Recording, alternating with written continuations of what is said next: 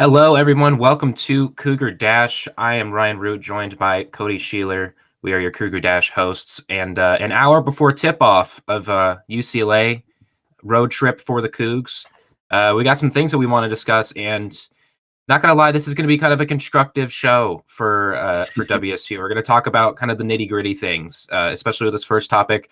Cody, what do you think is holding back WSU so far this season? There's definitely some high points with the team, but there's just things that are holding this team back. What do you think that might be?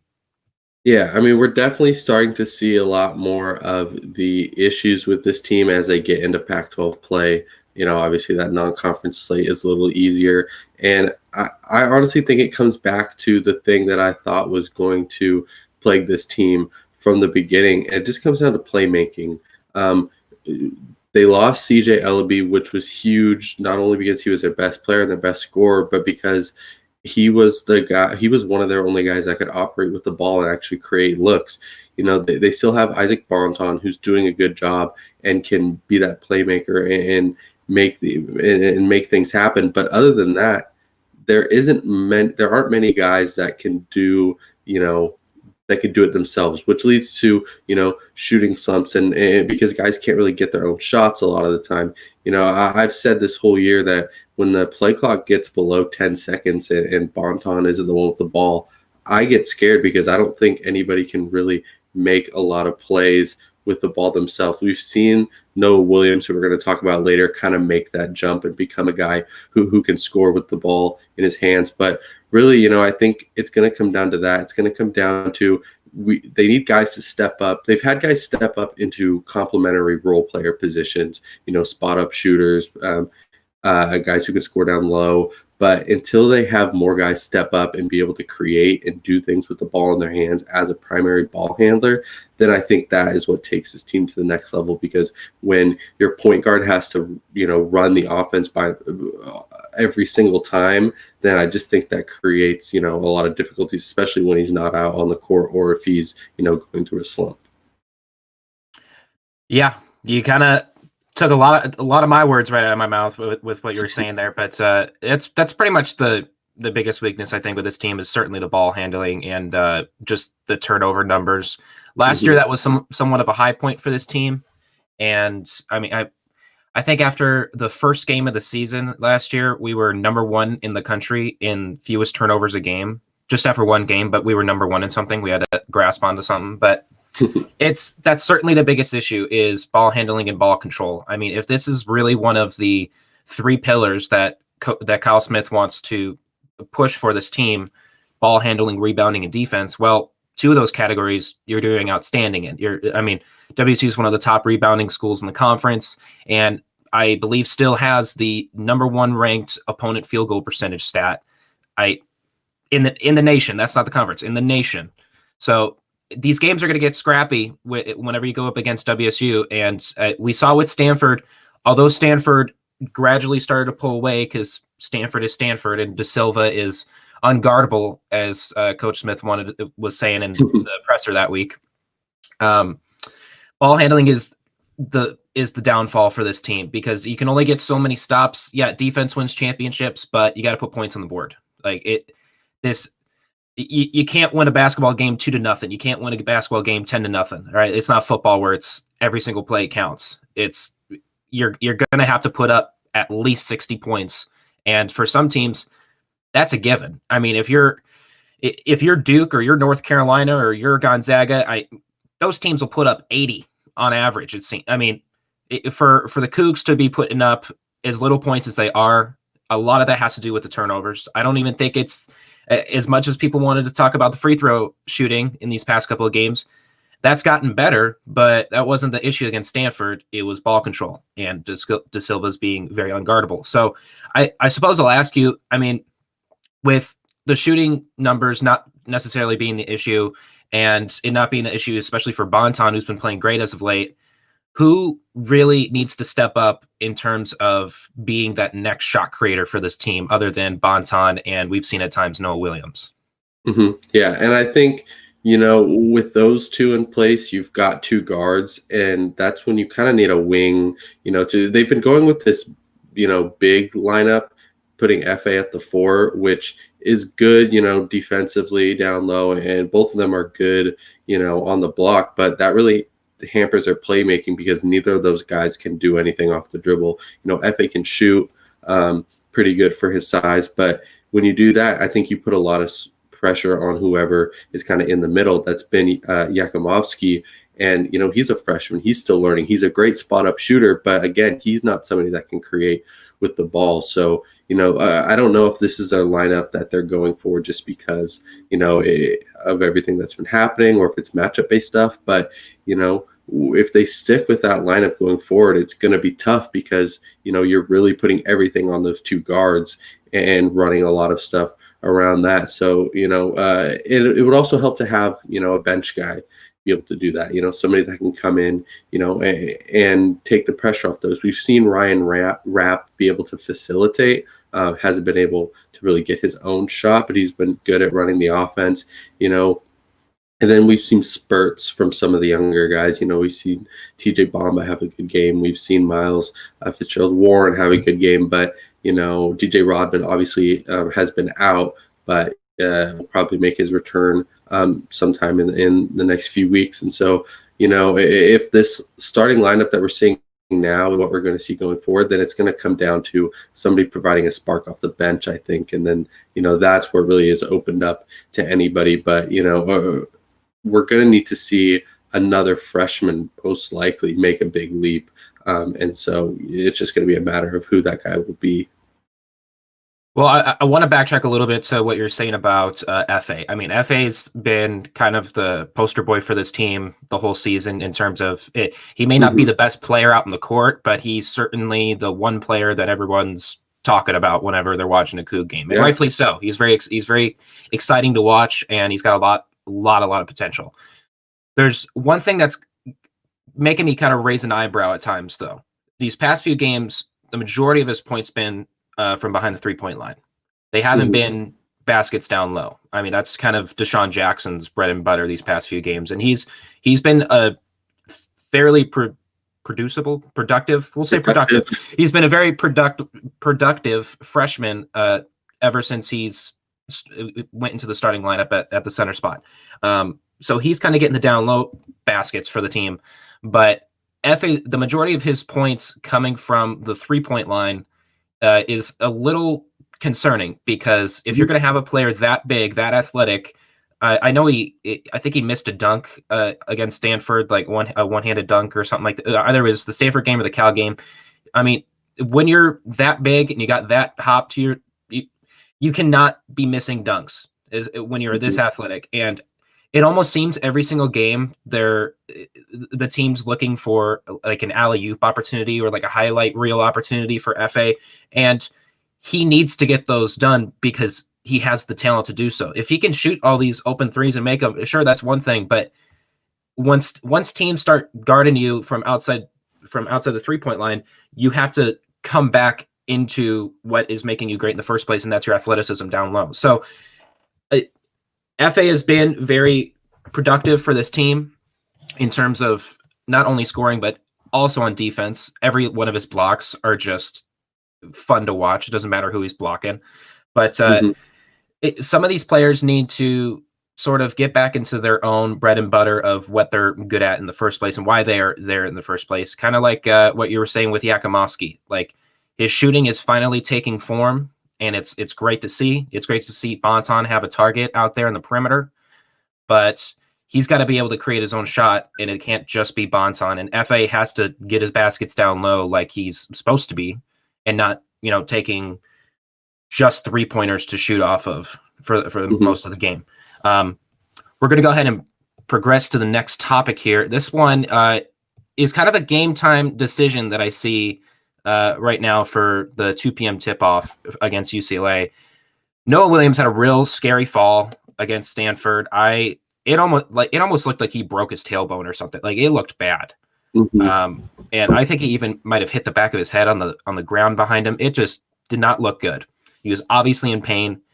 Tried walking it off for the second half, couldn't do it. And I see in a post from WSU, the men's basketball WSU Twitter page, that he was shooting some corner threes before the game in the arena. So he may or may not play, but the question remains: without Williams, what is this team capable of without Williams?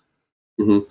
To address the question of if he's going to play or not, he really only should play if he's 100%, because if he's not fully back, and if he, we've seen some of the guys kind of get eased back into it. And so, he could be active for the game and it could still impact the team because he's not, back to starting and giving all his minutes. So, even if he plays, that doesn't mean that it's all fixed. But really the biggest impact is, on the defensive side. We've talked about that incredible field goal percentage. Well, that field goal percentage, opponent field goal percentage shoots up if he doesn't play, because every game he just chooses their best perimeter option and just decides to lock them down.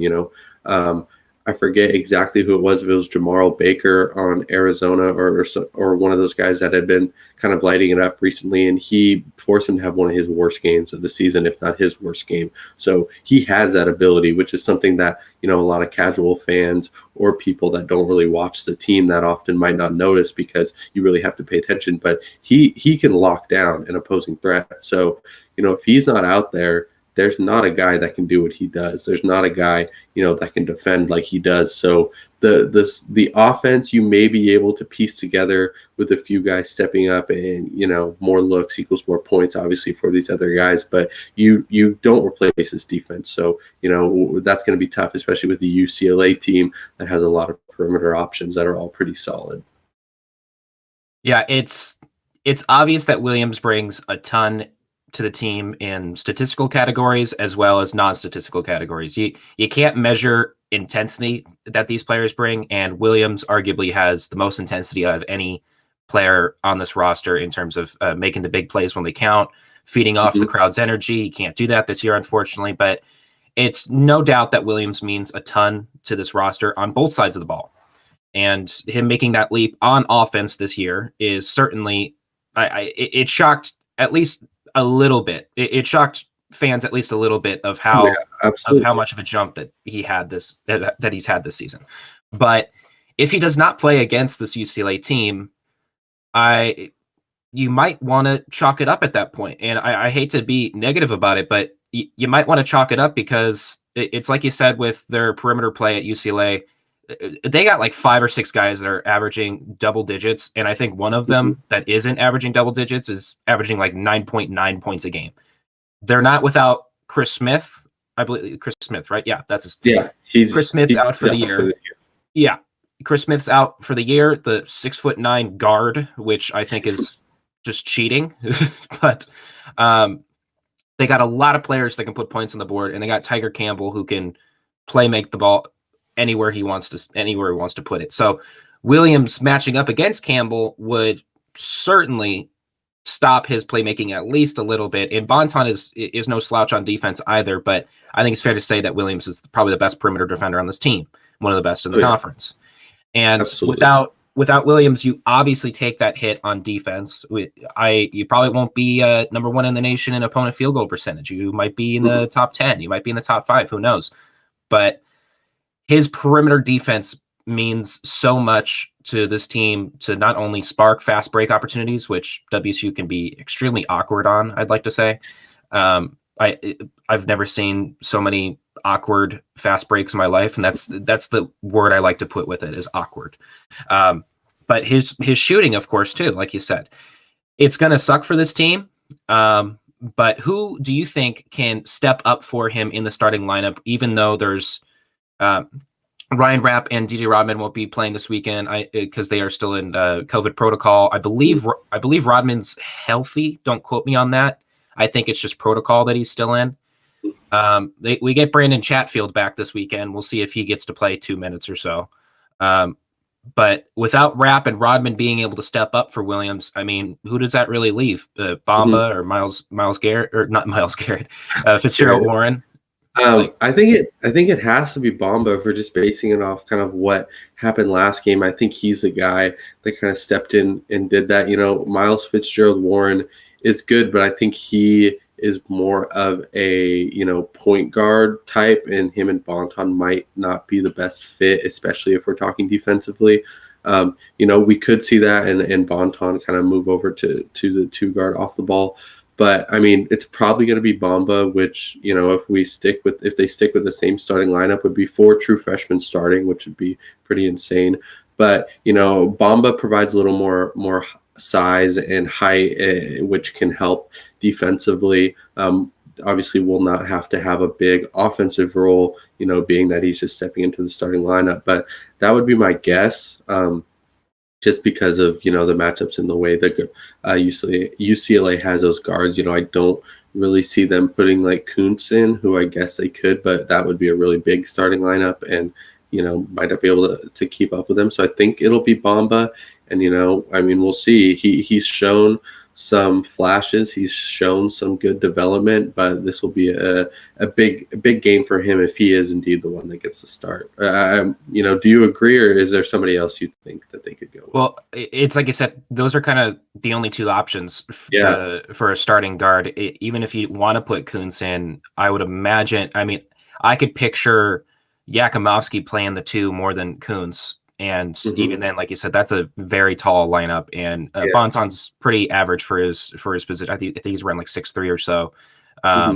But it probably will have to be Bamba, if anybody. And I don't think Carlos Rosario is really ready at all. He only came into the game for that Arizona game because we had no one else. Yeah. And I don't even think Tony could flirt with the 3 position at all either. I don't even think Tony's 100%. But it's got to be Bamba, I think, over anybody else. Like you said, with his size, his stature, he's like massive for his position. He's just he's very muscular and defined at that 2 position. But if Fitzgerald Warren, although he brings in kind of some miscellaneous baskets, I'll say he'll only get you maybe a basket or 2 a game, and it's not a knock on him. He's filling out his role. But when Bonton is taking on the majority of the shots and he's on a hot streak and he's moving the ball around as a playmaker, you're going to want to just surround him with more offensively gifted guys. And I don't see Fitzgerald Warren being that weapon for Bonton to find. This is, of course, if Williams does not play. So if Williams does play, obviously it's a different situation, but I don't think he's going to be playing 30 minutes or so. I think he'll be playing low 20s, if not in the teens, because like I said with that fall was really, really scary. And it wasn't his only injury scare this season. I would like to remind people. He had that head-on collision with the guy from Arizona, I believe.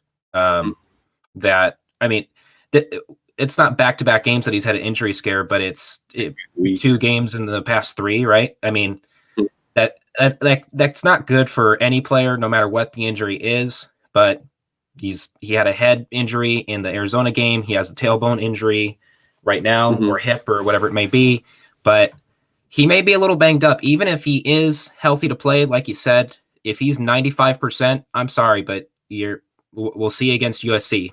But I have a question. So even if he does play, say he plays, he's 90, 95, I think he'll still play, and because I think he can still do what he does on defense, but he probably won't do what he does on offense. So then in that scenario, who steps up, in that starting lineup and takes on that offensive load? We saw Yakimovsky do it last game. I believe he led the team in scoring. So is it Yakimovsky? Because obviously somebody will have to take over that kind of secondary offensive role. So who do you think that would be? Literally Yakimovsky. As much as FA has had, some sparks on offense this season and had some, double nights with scoring from all over the floor, he's kind of at a little bit of a stalemate in terms of his post offense right now. So Yakimovsky off a good game. In the past 4 games, I want to say he's averaging almost 10 points a game. He's averaging 2 or so threes a game. That's great for Bonton, who's the head playmaker for this team. He's not Tiger Campbell assist talented, I guess, for his playmaking. He's leading the conference, and I believe Bonton's 6th. But Yakimovsky has definitely got to be it. He's got very underrated ball handling, if you ask me. He can create for his own shot, I think, if he really, really had to. But we got 3 true freshmen in the starting lineup. So maybe 4. maybe 4. Everyone's trying to find their own groove, and I have decent faith in Yakimovsky being able to step up if Williams is out, to be able to step up on offense. So we've been talking about the game, but we can talk about, of course, the USC game that's coming up this weekend as well. Mm-hmm. But how do you think we're going to fare against these LA schools? I mean, we had to face a tough team in Stanford, obviously, and they pulled away. And I don't think too many Coug fans were very confident going into that game. But, I mean, we're facing a UCLA team that is borderline in the top 25, a USC team that's young and hungry and energetic to watch play.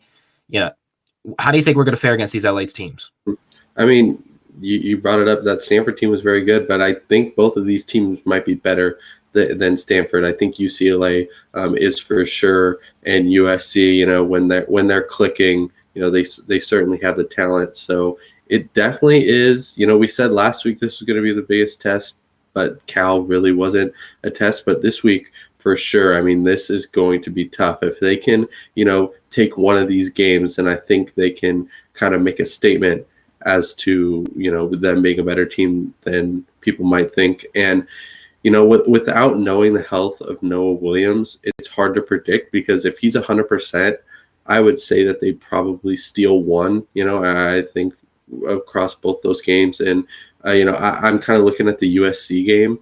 I think that UCLA team is really solid, and I think that USC team, they've got Evan Mobley, obviously, a really good, star freshman, probably going to be a top 5 draft pick. And we've seen some, interior guys like Oscar Da Silva kind of wreck this team, but I think that USC team might be a little more vulnerable. So that's probably the game I'm circling and hoping, especially given Noah Williams can be a little more healthy, that they can steal. But this UCLA team is just really solid, and I think they're a team that can take advantage of the issues that WCU has, which is turnovers, especially, some of their, weird just shooting slumps and all that. So I think, UCLA might just be able to outmatch them. But, we see, a great game from FA. We see Yakimovsky, do what he did last game. Then I think they have a shot. But, I'm not too confident with the game today, just because I think there's too many question marks.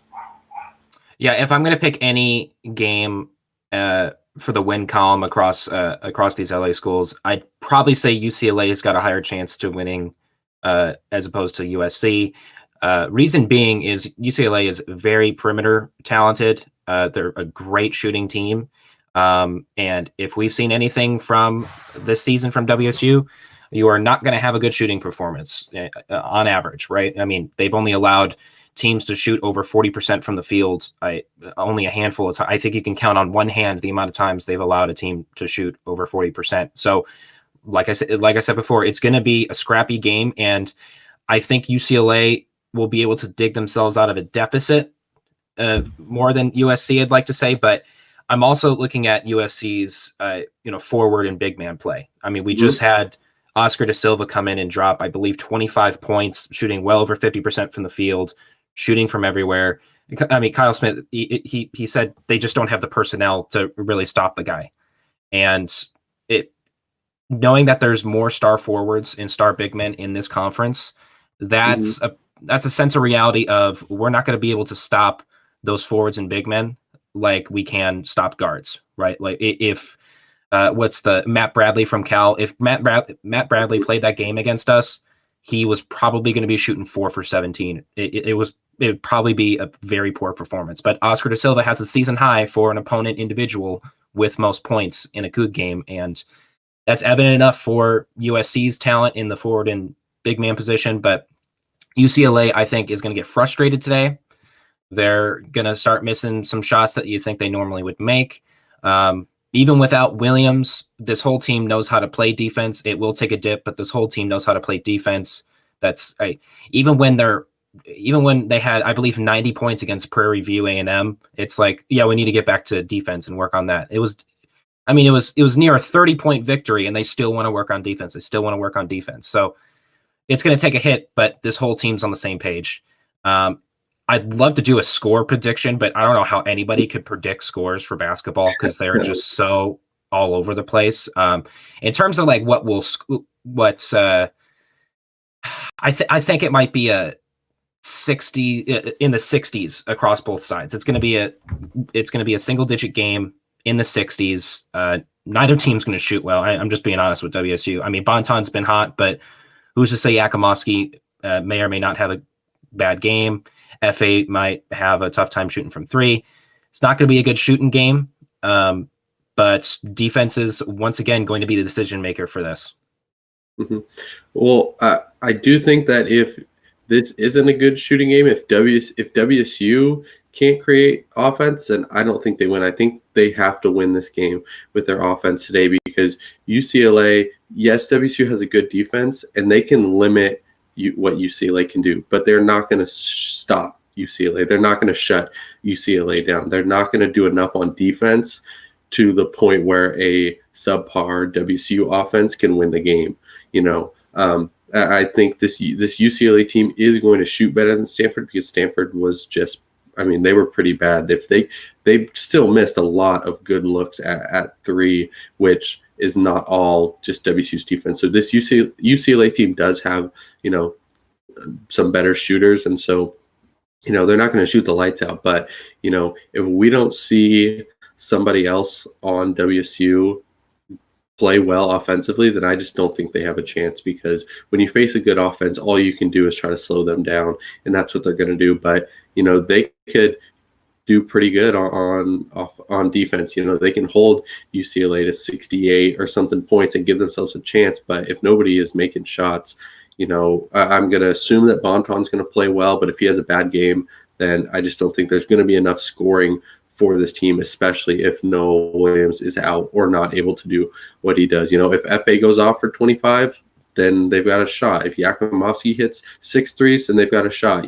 So there are obviously potential ways for this offense to click. But if the offense doesn't probably have its best game, at least Pac-12 game, some of those games against the non-conference guys, they were killing it. But if they don't have one of their better shooting games of the season, I just don't see a way they can overcome a just solid UCLA team.